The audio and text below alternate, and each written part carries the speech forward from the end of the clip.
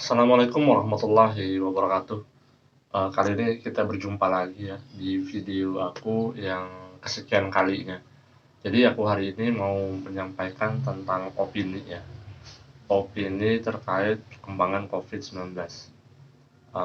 Teman-teman aku ini banyak sekali ya yang terkena COVID-19 dan mereka kebanyakan memiliki uang yang lumayan cukup lah. Jadi ketika mereka swab antigennya positif, mereka akan melanjutkan tes swab PCR.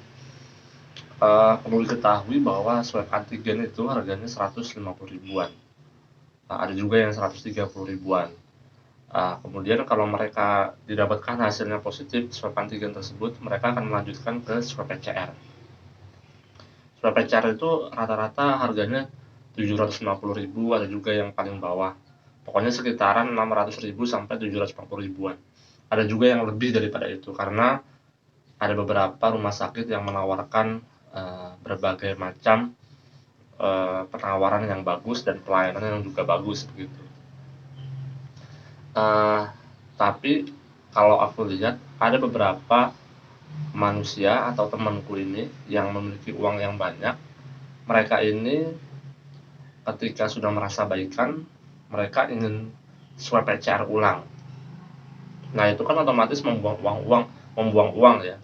Alangkah lebih bagusnya ketika dia merasa sudah rada enakan, tidak mengalami gejala lagi, alangkah lebih baiknya dia itu melakukan isolasi mandiri sampai 2 minggu.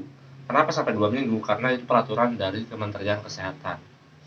Nah, aku sendiri lebih cenderung kepada peraturan Kementerian Kesehatan tersebut. Jadi kita tidak buang-buang uang untuk swab PCR, tidak buang-buang uang untuk melakukan dan untuk menerima hasil dari swab PCR tersebut.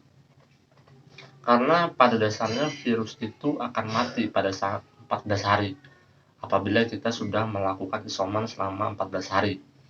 Itu tidak menularkan kembali. Nah, maka dari itu bagi teman-teman yang belum punya uang atau segala macam, alangkah lebih baiknya kalau tidak ada gejala berat, lebih baik melakukan isolasi mandiri sampai 14 hari. Ketika setelah 14 hari sudah didapatkan tidak ada gejala, maka lebih baik kita langsung meminta surat keterangan sehat dari dokter dengan membawa hasil PCR atau swab antigen yang positif yang pertama kali tadi itu. Nah, ini sebenarnya bisa dilakukan oleh teman-teman. Itu yang masalah yang pertama ya. Karena aku cenderung melihat berbagai macam orang-orang itu kebanyakan takut, kebanyakan was-was, ingin selalu mendapatkan hasil swab negatif. Padahal belum sampai 14 hari dia melakukan istirahat total, yaitu isolasi mandiri gitu.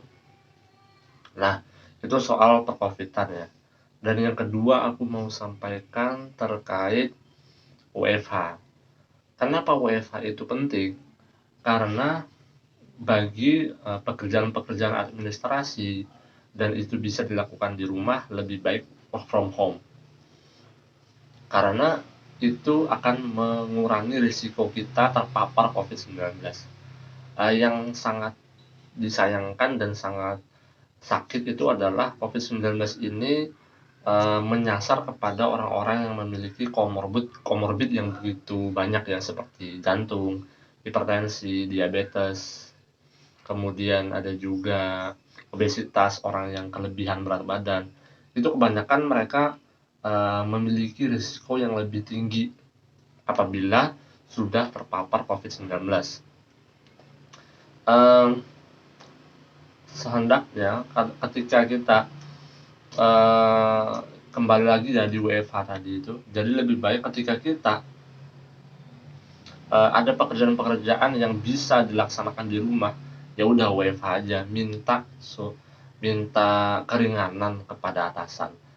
Aku yakin tidak semua atasan itu memahami terkait pentingnya menjaga kesehatan, tetapi tidak menutup kemungkinan juga ketika kita memberikan informasi yang bagus, ketika memberikan informasi yang baik, maka insya Allah akan mendapatkan feedback yang positif juga dari atasan. Nah, ini kita perlu mengedukasi juga kepada atasan-atasan yang tidak peduli terhadap kesehatan, kita mengajukan diri untuk melakukan WFH. Oke, itu yang mau aku sampaikan, ada poin yang kedua ya. Kemudian poin yang ketiga adalah aku beropini tentang kenapa ya banyak sekali pejabat-pejabat di era Jokowi ini itu kebanyakan melakukan blunder pernyataan di media sosial. Aku ambil contoh Mahfud MD. Mahfud MD itu mengetweet di Twitternya, dia merasa terhibur ketika melihat sinetron Ikatan Cinta di masa-masa PPKM darurat ini. Nah, ini dinilai oleh banyak kalangan itu tidak empati terhadap masyarakat yang terkena dampaknya. Iya, kalau Mahfud MD kan enak ya. Dia seorang menteri, dari sisi keuangan juga mencukupi, namun di satu sisi dia dikritik oleh masyarakat karena dinilai tidak empati. Nah, berarti aku menilai ini ada kaitannya dengan menteri-menteri di era Jokowi ini sering melakukan blunder. Belum lagi Menteri Kepala Staf Kepresidenan Pak Muldoko yang akhir-akhir ini diduga oleh Indonesia Corruption Watch adalah dalang yang mempromosikan tentang ivermectin. Jadi ivermectin itu adalah obat di mana yang dianjurkan oleh mereka bagi yang terpapar COVID. Jadi obat-obat tersebut seperti ivermectin itu direkomendasikan. Tetapi aku membaca di Detikho bahwa ivermectin itu banyak sekali mudaratnya ketika salah diberikan kepada seseorang yang terkena COVID. Jadi itu memang betul-betul harus sesuai anjuran dokter. Tapi masalahnya teman-teman, ivermectin ini sudah diinfokan dan sudah didukung oleh beberapa pejabat seperti Erick Thohir, seperti Muldoko, pokoknya lewat endorsement para pejabat lah begitu. Namun akhir-akhir ini kita mendapatkan kesan blunder ya. Di satu sisi menteri ini Muldoko dan Erick Thohir adalah menteri-menteri yang ditunjuk untuk menangani wabah ini ya, wabah pandemi ini. Mereka ditunjuk sebagai pemimpin lah. Di samping juga ada Bapak Luhut bin Sarpanjaitan. Tetapi menurut aku pribadi itu tidak seharusnya dilakukan. Karena ketika kita mengendorse sebuah obat itu jangan sembarangan. Karena itu harus disesuaikan dengan resep dan anjuran dokter ya. Karena dokter yang lebih mengetahui kira-kira obat apa yang cocok untuk seorang pasien COVID, apa saja yang perlu dikonsumsi oleh dia gitu. Jadi aku menangkap poin yang ketiga ini adalah menteri-menteri di era Jokowi ini sering sekali banyak dikritik oleh masyarakat karena tindak tanduknya seperti Pak Mahfud MD yang dinilai tidak empati terhadap pandemi COVID yang diderita oleh masyarakat begitu. Kemudian kasus ivermectin yang ditengarai oleh beberapa menteri juga mengendorse tersebut. Padahal tidak sesuai obat ivermectin tersebut terhadap pasien COVID begitu.